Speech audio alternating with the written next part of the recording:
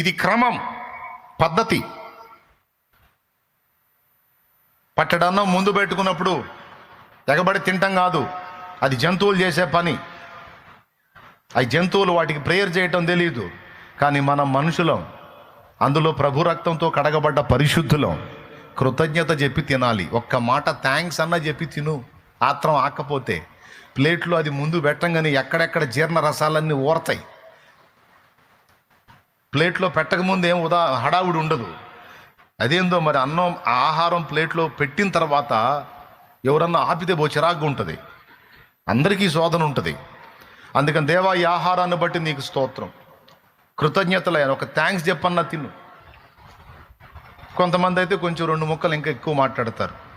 దేవా, ఈ ఆహారం నాకు ఇచ్చావు, నీకు స్తోత్రం, ఇందులో ఏ దోషం లేకుండా దూరపరచు, ఆరోగ్యం ఇచ్చి నీ కొరకు వాడుకో ప్రభువా, ఇది లేక అలమటిస్తున్న వాళ్ళకు కూడా పట్టెడు అన్నం పెట్టు తండ్రి అని తింటారు.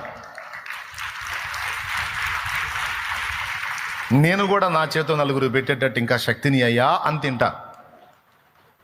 కానీ ఏం చేద్దాం, ఈ 4 మాటలంటానికి కూడా ఓపిక ఉండదు ప్లేట్లో ఫుడ్ ఉంటే.